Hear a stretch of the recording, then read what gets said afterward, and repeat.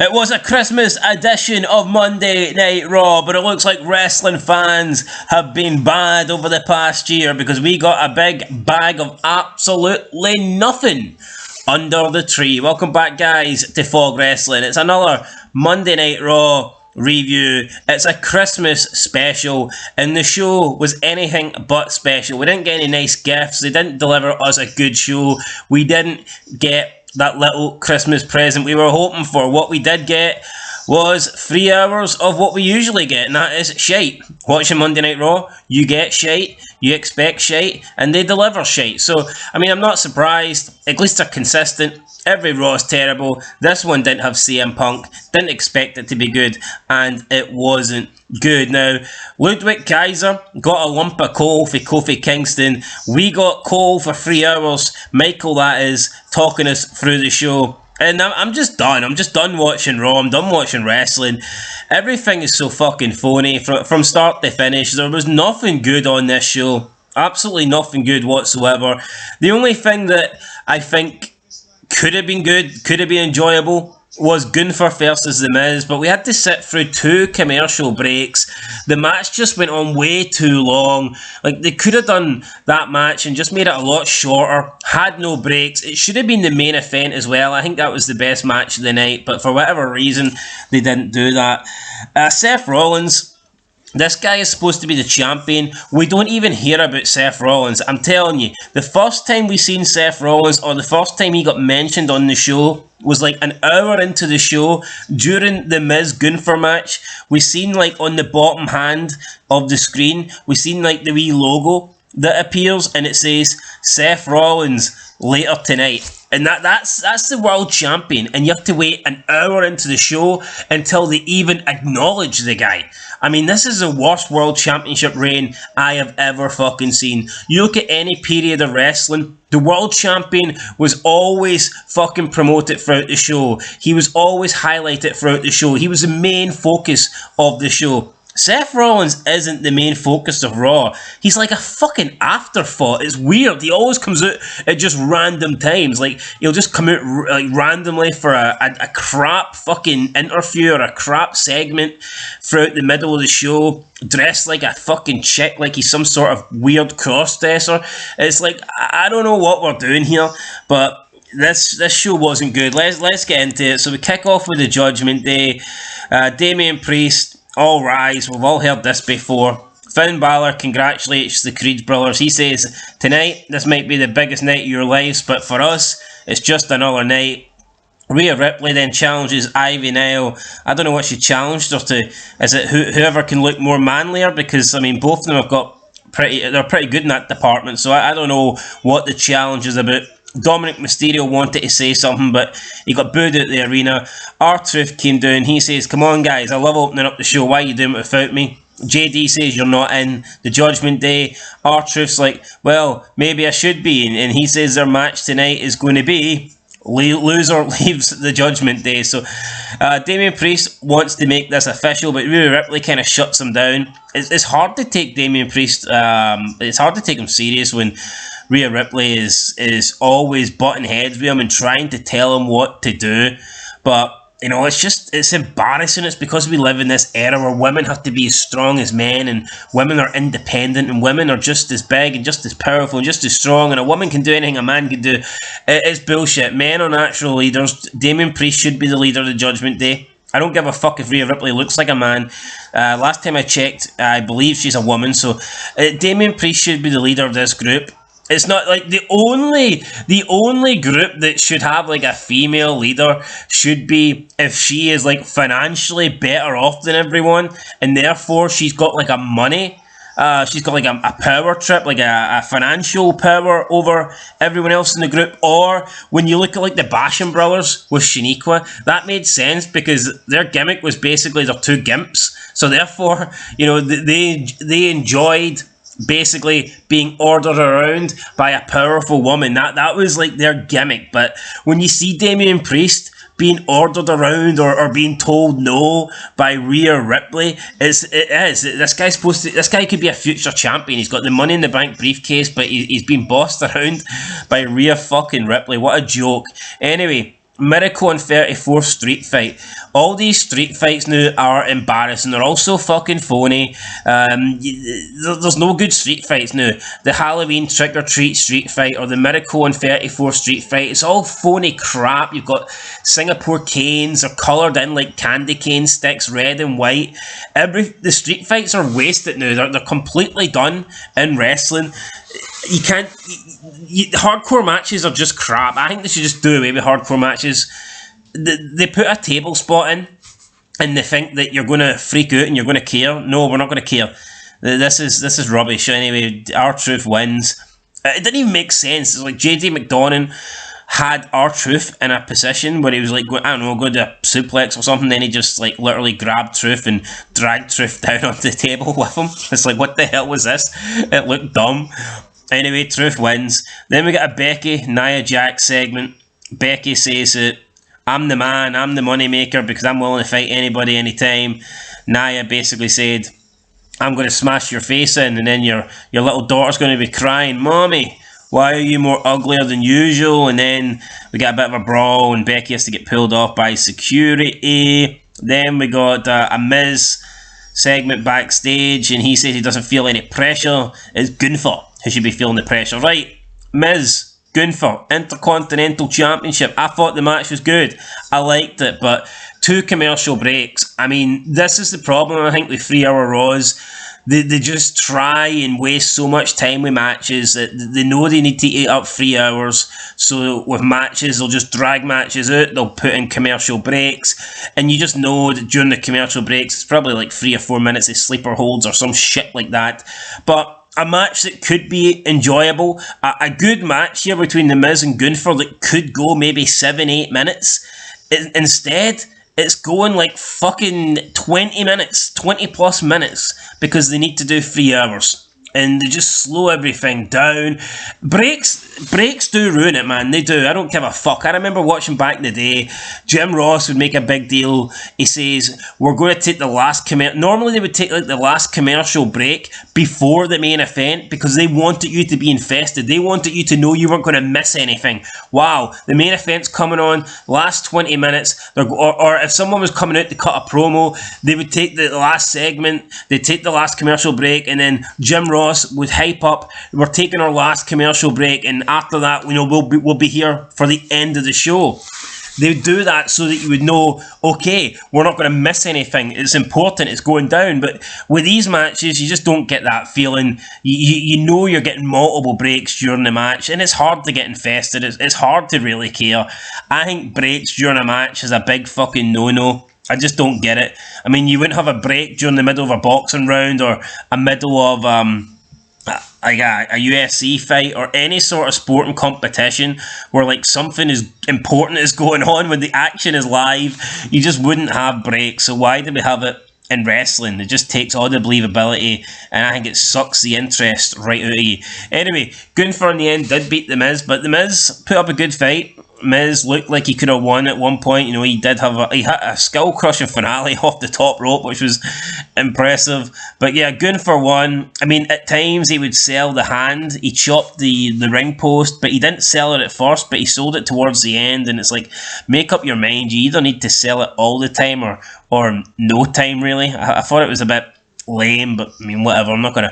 It was the best thing on the show, probably. So, well, actually, speaking of the best thing on the show, we did get. All right, Gunther basically tells Imperium that you're both jobbers. He's away home. He's going to go home for a couple of weeks to recharge. He wants Imperium to impress him. Fair enough.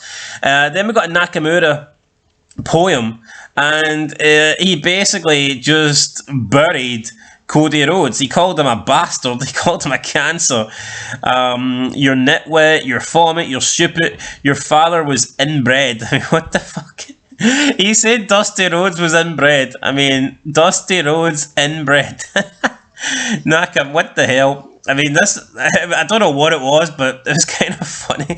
He says, "'Twas the week before Christmas, and out from my mouth came a warning to Cody that Shinsuke would pounce, while your daughter is nestled, all snuggled in her bed, and visions of championships dance through your head. Shinsuke is plotting to live out your story. to ruin your plans and extinguish your glory. The nightmare is over, the nightmare is through. The mist burns its eyes, for the nightmare is you. You bastard, you cancer, you prancer, you nitwit, you're vomit, you're stupid, your father was inbred. My goal is to see that you're living in fright.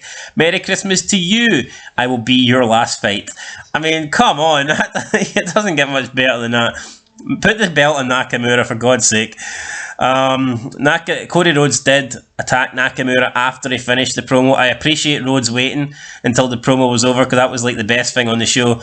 Speaking of cancer, we have Chelsea Green with Adam Pearce, and of course Doudrop. She wants the match cancelled. Doudrop's acting here is so fucking terrible. I feel bad for Chelsea Green. If I was a singles wrestler in WWE and they offered to put me in a tag team and give me the belts, I'd say no. The tag team championships mean absolutely nothing. Maybe the male championships do to a bigger degree, but the women's ones mean absolutely nothing. And Chelsea Green, she came into WWE. I thought her gimmick was good. I thought her promos were good. I enjoyed what she was doing. The whole Karen gimmick, it worked well. They teamed her up with Sonya Deville. At first I didn't like it, but I actually thought they kind of worked well together. But then they teamed her with Doudrop, and they just do not work well together. They're complete polar fucking opposites. It makes no sense for these two to be teaming up. At first I thought Doudrop was going to kind of act like the enforcer. The people said it would kind of be like a Shawn Michaels Nash kind of duo, but it's just like Doudrop is just kind of turning into a big 400-pound version of Chelsea Green, and it fucking sucks. It really does suck. So they cut that promo. Doudrop's facials, I mean, the only time her face is probably happy is when she's chewing into a big 400-pound fucking McDonald's Big Mac. But I mean, other than that, yeah, no, I like Chelsea Green, but Doudrop sucks. So if her losing the belts gets her away from Piper Niven or Doudrop or whatever you want to call her, then here, maybe that's a good thing. And they did lose the belts to Katana Chance and Caden Carter. Now they're trying to bump up Chance and Carter like we should care for them. We don't.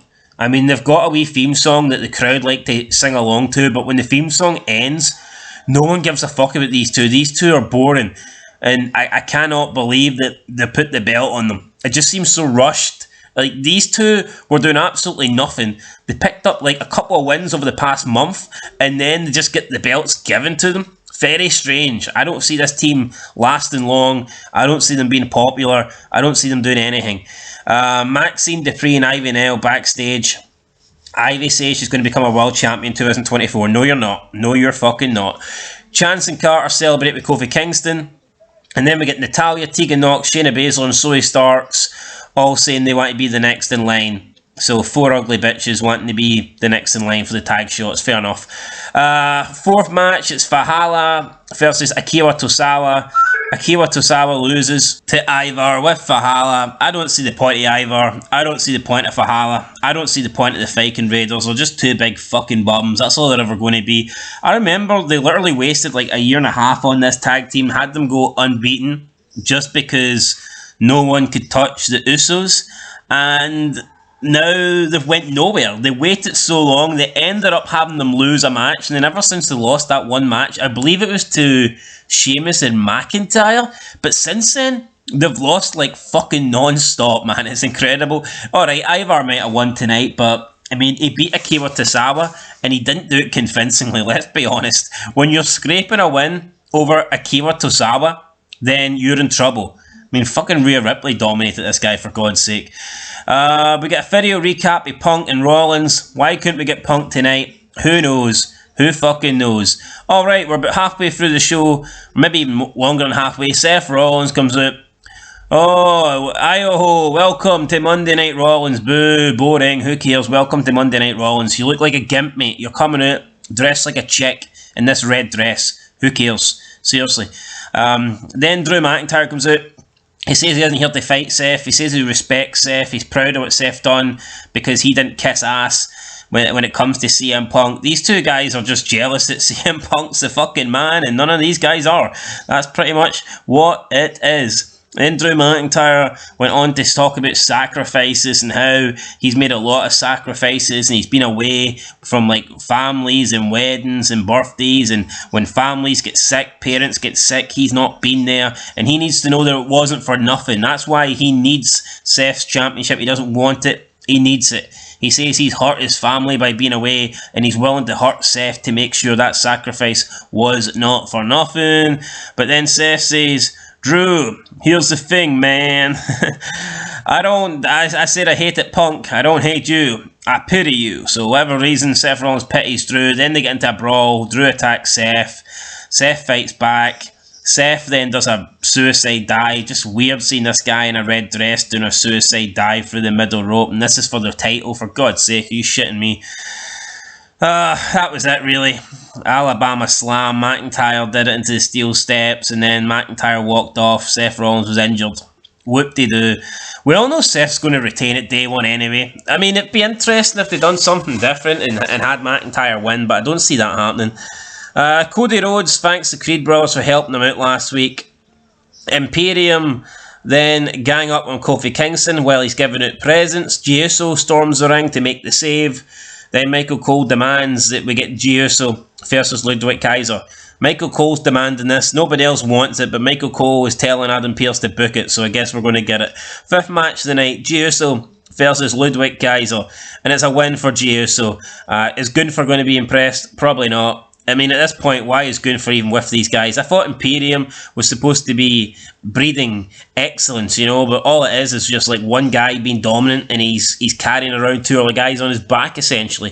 Like, what is the fucking point? I mean, I remember at the beginning, if Ludwig Kaiser didn't do something properly, he was getting the shit chopped out of him, but now he's allowed to lose every week and Gunther just lets him away with it. I don't get it. Gunther should be threatening to kick these guys out or replace these guys, or something should be happening. I don't even know why. I just don't know why Kaiser and Finchie are made to look. This isn't me defending the Imperium. I don't like Imperium, but WWE seem to do this in general. It's like when they have factions, they will try and make the leader of the faction. Obviously, they'll try and make him unbeatable, or he's the top guy, but like everyone else is a bum, and I don't know why they do this. Like Imperium, I don't know why they've got Gunther, who's pretty much unbeatable, but then Kaiser and Finchie are fucking useless. It's like, I don't expect them to be as good as Gunther. I don't expect them to be as dominant as Gunther or pick up as many wins as Gunther, but why would they have these two guys be so weak? I mean, why would Gunther keep them around? It just doesn't make any sense. Like, what do they bring? What do they offer? They offer nothing. Every week, man, they get beat. Every week they get beat. Anyway, Rhea Ripley is going to give Ivanel a shot at the championship, and she tells, basically, Damien Priest, you're not the leader, I'm the leader, so JD McDonough is still a member. I mean, this is just embarrassing. I mean, why doesn't Damien Priest could just smack the shit out of Rhea Ripley with his briefcase and go, look, bitch, I'm the leader. If I want JD out, he's out. Simple as that. I mean, that's what we could do, but for some reason, we don't do that. Then we move into the main event. We've had one title change hands. We've had one title stay the same. What's going to happen in the main event? Did I even speak English here? I don't know what I said, but we'll just carry on. We've had one title stay the same. We've had one title change hands. What's going to happen in the main event? Well, Judgment Day defeat the Creed Brothers thanks to Rhea Ripley, right? And there was a spot during the match where Rhea Ripley gets Ivy Nell up on her shoulders, and then Ivy Nell hops down and she puts Rhea Ripley on her shoulders. And just seeing this, man, it actually made me sick. And people are going to say, oh, you're feeling threatened by a dominant woman. No, that's not what it is. I mean, you're looking at these two women and you're looking at their backs and their traps and their like upper shoulders, and it's like just pure fucking muscle. And it just does not look appealing. It looks fucking too manly. It looks too muscular. This looks like two fucking dudes. This does. I mean, I'm not gonna lie. This looks like two fucking men lifting each other on the outside. It's like, who wants to see this? Bring back the days of fucking hot women. I mean, even on NXT, even though they don't go all out, to actually use. They don't use sex appeal in NXT, but at least the women are hot. You know, at least the women are fucking attractive in NXT and feminine. Like, a lot of the women actually look like women, not. But you look at the main roster and it's like, holy fuck! Like, why are they all ugly as fuck? Rhea Ripley, Ivy Nile, Shayna Baszler, Zoe Starks, Doudrop, Nia Jax, fucking Natalia, Plastic Face, Rainbow Haired Warrior, Freak Show. And that's just the Raw ones that I'm naming. Holy crap, man, they are so fucking ugly. I don't get it. I remember King always used to say, and JR always used to say, or Cole, or Taz, WWE is the home of the most beautiful women on TV. You can't say that anymore. You simply cannot say that anymore. Back in the day when they said it, I think it was true. Or at least you could make an argument it was true. You could make a case for it being true. It's not true anymore. Certainly not true anymore. WWE, for now, WWE I'd say is the home for women that look like men. That is it. That is a fact. Creed Brothers hit their suicide super cannonball maneuver, whatever it's called. I don't know. Then Damian Priest hits a sit-out choke slam on one of the Creed Brothers, and he gets a 1-2-3.